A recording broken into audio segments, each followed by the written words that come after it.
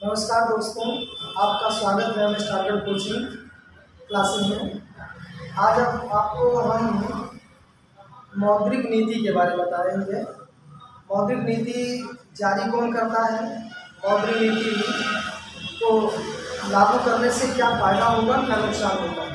तो आज हम लोग जो भारत सरकार की प्रत्येक तिमाही महीने में मौद्रिक नीति की घोषणा होती है, उसी के बारे में आज हम बात करेंगे।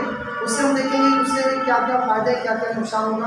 उसके पहले हम समझ लेते हैं मुद्रास्फीति और मुद्रा संकुचन को समझते हैं। सबसे पहले मुद्रास्फीति को देखते हैं। मुद्रास्फीति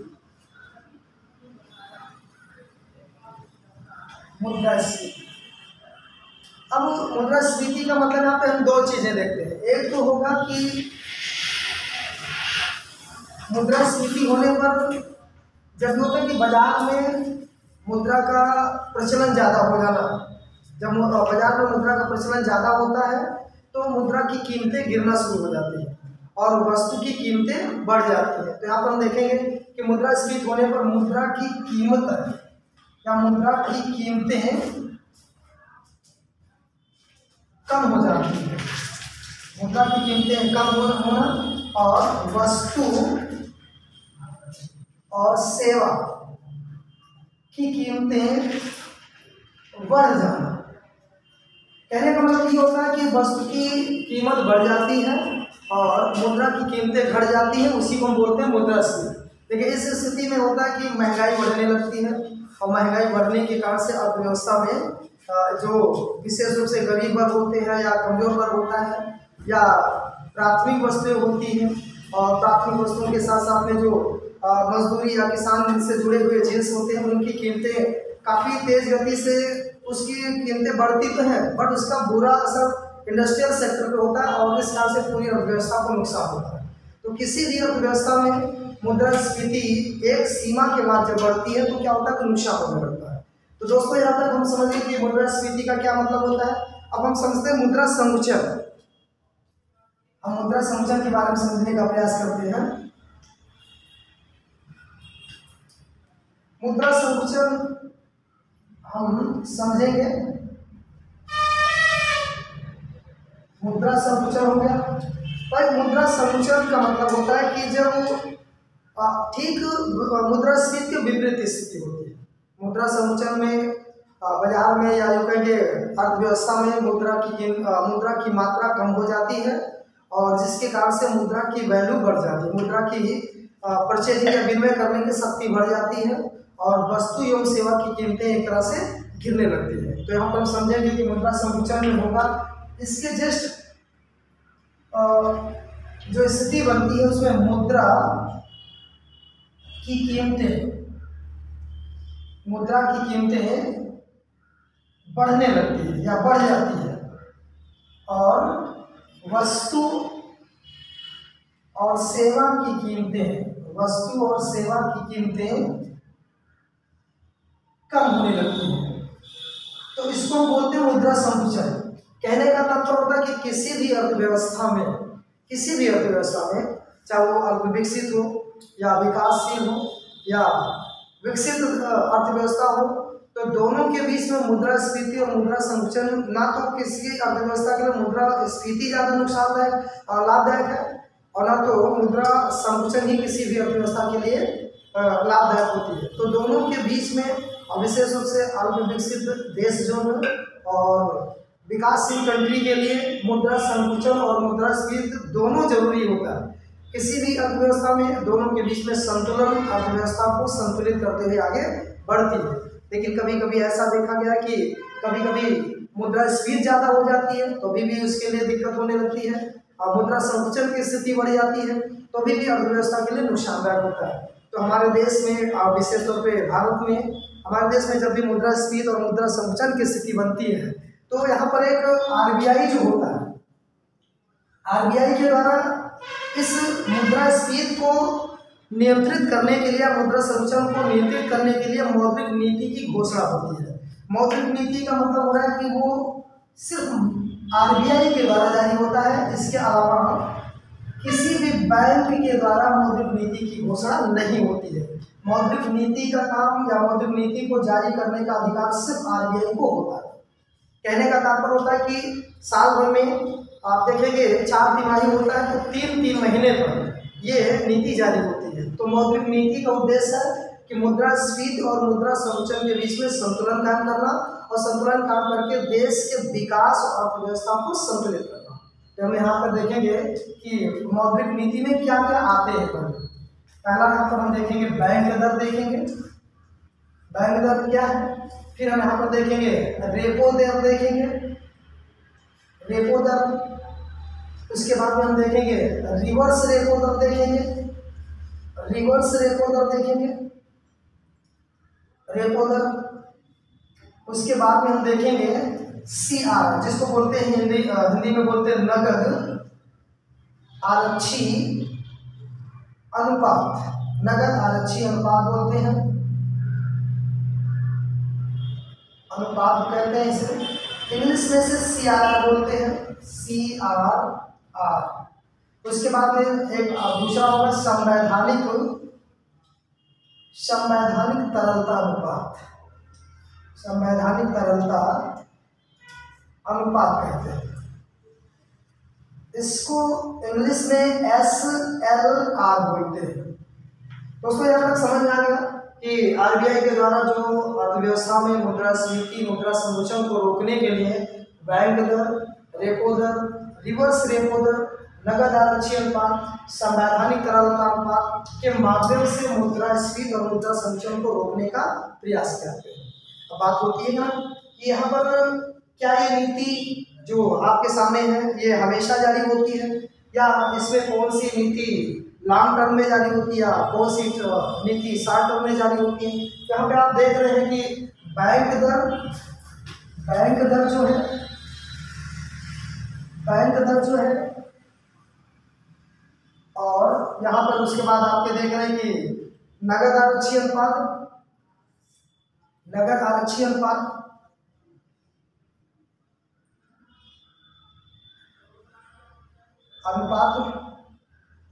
और तीसरा जो है संवैधानिक तरलता अनुपात, संवैधानिक तरलता अनुपात।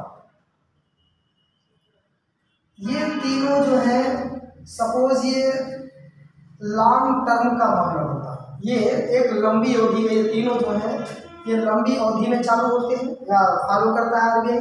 रेपो दर और रिवर्स रेपो दर ये दोनों होता है छोटी अवधि का मामला होता है, जिसको हम कह सकते हैं कि 3 महीने के लिए लागू कर सकती है, 6 महीने के लिए लागू कर सकती है, 9 महीने के लिए लागू कर सकती है। कहने का मतलब जैसे अर्थव्यवस्था संतुलित होगी रिवर्स रेपो दर या रेपो दर को एक तरह से एक लंबी अवधि तो वैसे उसकी दर ना तो बढ़ाई जाती ना तो हटाई जाती है। तो हम यहाँ इसको कह सकते हैं कि जिसको कह सकते हैं लघु अवधि में जारी की जाती है, लघु अवधि में इसको हम जारी करते हैं, आरबीआई के द्वारा जारी होता है, लघु अवधि का मामला, लघु अवधि। अब हम लोग एक एक को देखते हैं अलग अलग करके कि क्या है ये। अब यहाँ तक समझ में आ गया, तो अब हम देखते हैं इसको आगे एक एक जो भी है इसमें दिया है आरबीआई द्वारा समय समय पर जारी होता है। हम सबसे पहले बैंक दर को देखते हैं। बैंक दर है क्या? तो बैंक दर देखिए, पहला तो हमको ये जानना है कि बैंक दर जो होता है वो आम आदमी से इसका लेना देना नहीं है।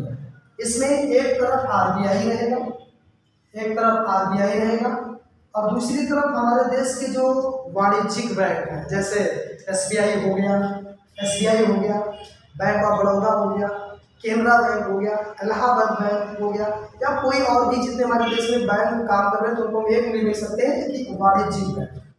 तो हम इनको कमर्शियल बैंक भी कहते हैं इंग्लिश में, वाणिज्यिक बैंक हो गया।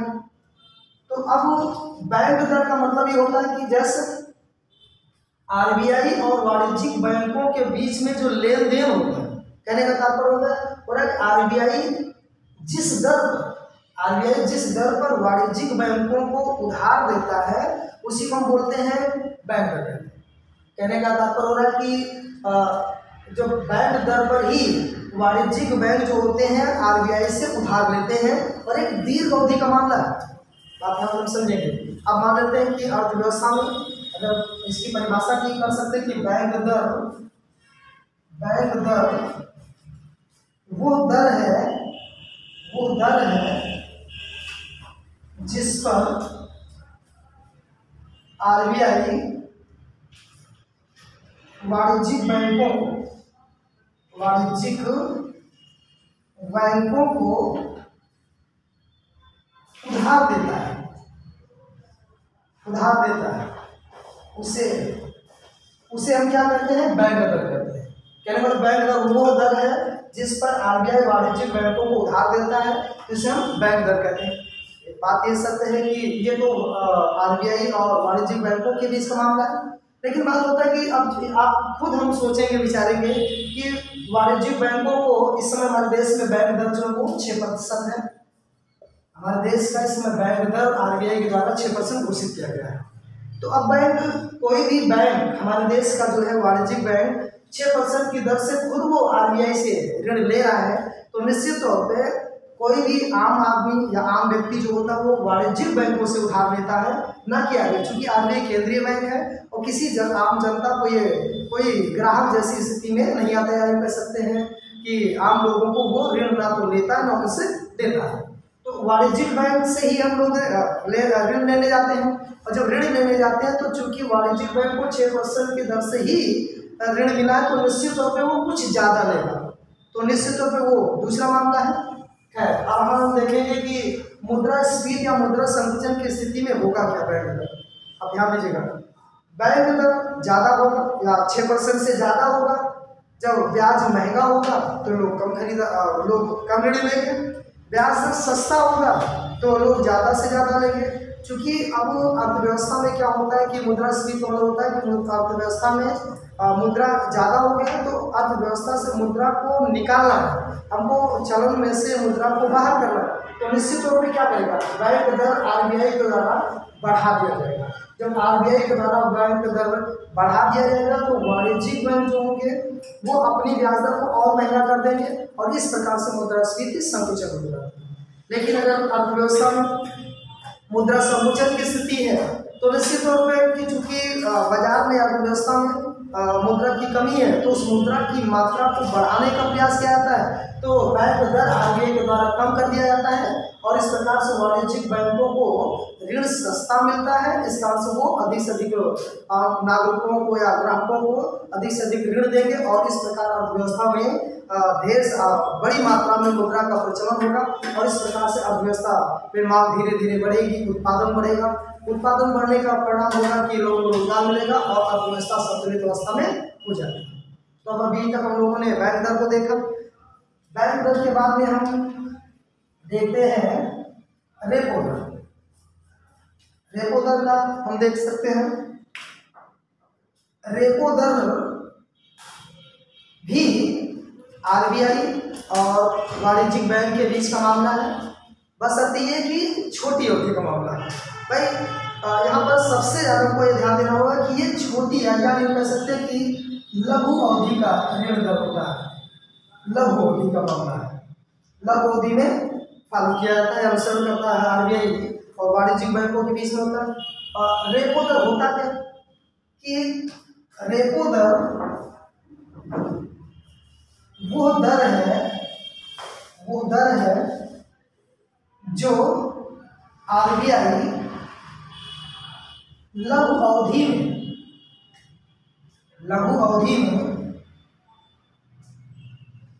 वाणिज्यिक बैंकों को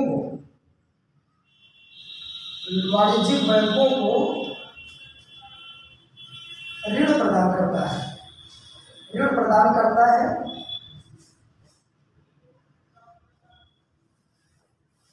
उसे हम रेपो दर कहते हैं। मतलब रेपो दर वो दर है जो आरबीआई लघु अवधि में वाणिज्यिक बैंकों को ऋण प्रदान करता है, उसे हम कहते हैं रेपो दर कहते हैं। और ठीक यहाँ पर समझिएगा, एक बार फिर से समझ लीजिएगा कि आरबीआई वाणिज्यिक बैंकों को ऋण देगा। यहाँ पे इसमें रेपो दर और रिवर्स रेपो दर में ये अंतर होगा, अन्यथा थोड़ा सा दिक्कत हो जाएगा, समझने में समस्या होगी। तो हम समझेंगे कि अब हम रिवर्स रेपो दर की बात कर लेते हैं। रिवर्स रेपो दर रिवर्स रेपो दर, हम इसको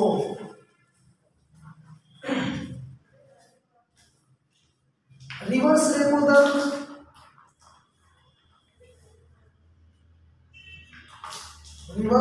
दर वो दर है जिस पर लघु अवधि में वाणिज्यिक बैंक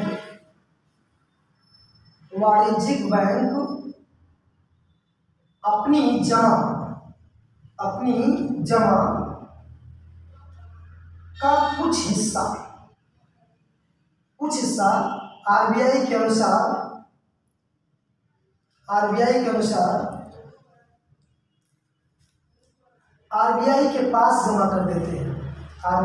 पास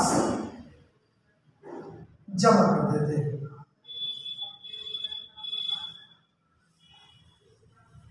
उसको बोलते हैं रिवर्स रेपो दर। कहने का तात्पर्य रेपो दर रिवर्स रेपो दर में अंतर ये है कि रेपो दर के अंतर्गत आरबीआई वाणिज्यिक बैंकों को ऋण देता है, तो उसके बदले में वाणिज्यिक बैंकों से ब्याज लेता है। रिवर्स रेपो दर में होता है कि वाणिज्यिक बैंक अपनी जो जमा होता है उस जमा को आरबीआई के पास जमा करते हैं और आरबीआई उसके बदले में उनको ब्याज देता है, तो उसको बोलते हैं रिवर्स रेपो दर। अब हम यहाँ पे समझेंगे कि दोनों फॉलो कब किया जाएगा।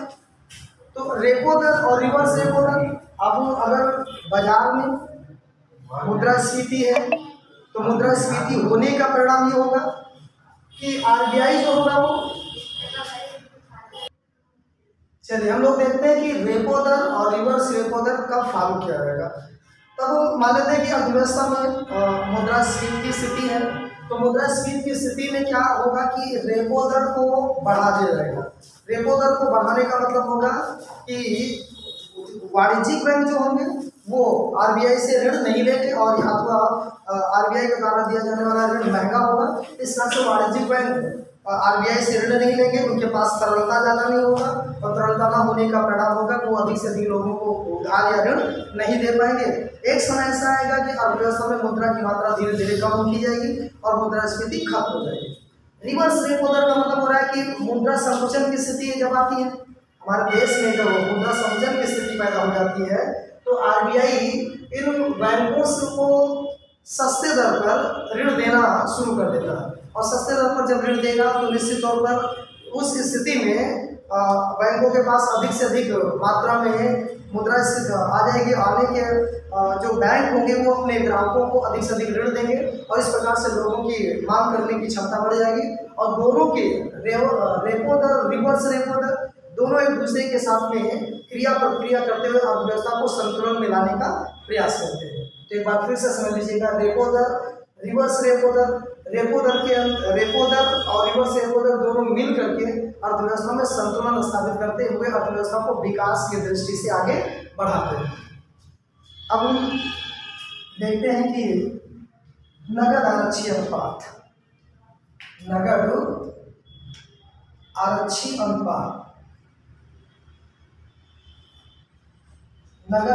अनुपात जिसको सीआरआर भी बोलते हैं,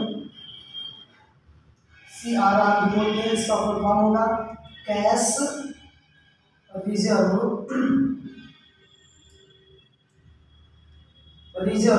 रेशियो, कैश रिजर्व रेशियो बोलते हैं इसको इंग्लिश में। नगद आरक्षी अनुपात का जो रूल है आरबीआई के द्वारा अभी तक जो हमारे देश में बना है तो 3% से लेकर 15% के बीच में निर्धारित होता है। तो कहने का तात्पर्य हो रहा है कि सीआरआर जो हमारे देश में आरबीआई के द्वारा वाणिज्यिक बैंकों के लिए निर्धारित होता है 3% से लेकर 15% के बीच में निर्धारित करते हैं। अब बात होती है कि मुद्रास्फीति और मुद्रा संकुचन की स्थिति में होगा क्या। अब मुद्रास्फीति का मतलब ये होता है कि अर्थव्यवस्था में अधिक से अधिक मुद्रा का प्रचलन हो जाना, तो मुद्रा को अर्थव्यवस्था से बाहर करना है।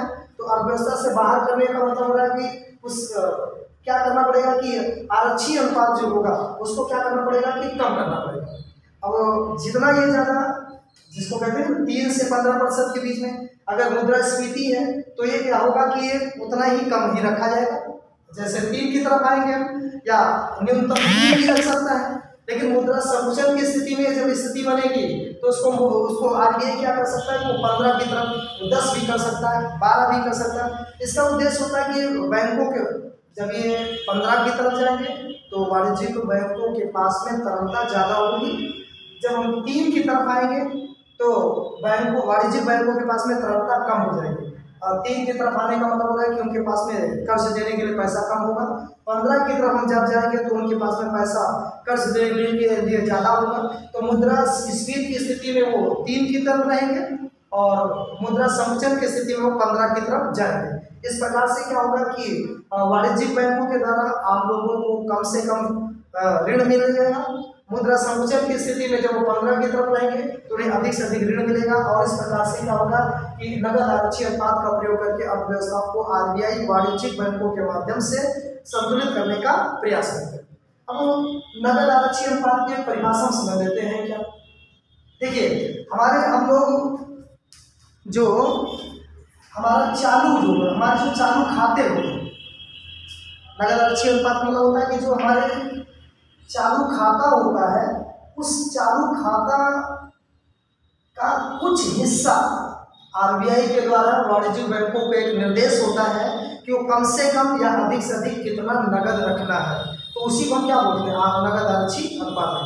तो नगद आरक्षी अनुपात 3 से 15 के बीच में रखा जाता है। इसके माध्यम से आरबीआई इस अपने आर्थिक नीति का प्रयोग करते हुए अर्थव्यवस्था को संतुलित करने का प्रयास करता है। इसके बाद में हम संवैधानिक तरलता अनुपात को देख सकते हैं। संवैधानिक तरलता अनुपात, संवैधानिक तरलता अनुपात, इसको इंग्लिश में SLR कहते हैं। इसको स्ट्यूटरी लिक्विडिटी कहते हैं इंग्लिश में, रेशियो ये कहते हैं इसको। संवैधानिक तरलता अनुपात इसको कहते हैं। संवैधानिक तरलता अनुपात होता क्या है ये हम समझ लेते हैं। तो हमारे देश में जो सावधि खाता होते हैं, हमारे देश में जो फिक्स खाते होते हैं, या जो कह सकते हैं कि एक निश्चित अवधि के लिए जो पैसा हम लोग बैंक में जमा करते हैं उसी को हम सावधि खाता कहते हैं। तो सावधि खाता में जो धनराशि जमा होती है उसका एक निश्चित प्रतिशत में जो नगद रखा जाता है उसी को हम बोलते हैं संवैधानिक तरलता अनुपात। हमारे देश में संवैधानिक तरलता अनुपात 25% के आसपास रखा जाता है। अब हम ये देखते हैं कि मुद्रास्फीति की स्थिति में क्या हो सकता है, मुद्रा संकुचन की स्थिति में क्या हो सकता है। जब हमारे देश में मुद्रास्फीति होगी तो निश्चित तौर पे क्या होगा, इसको घटा सकते हैं, इसको घटा देगा। मुद्रास्फीति का मतलब हो रहा है कि मुद्रा अर्थव्यवस्था से चलन से बाहर करना है तो 25 से कम कर सकते हैं। तो इससे क्या होगा कि लोगों के पास में बैंक कर्ज कम देगा और इस प्रकार से अर्थव्यवस्था में मुद्रा की मात्रा कम रहेगी तो मांग कम होगी तो किसी वस्तु या सेवा की कीमतें घटने शुरू हो जाएंगी।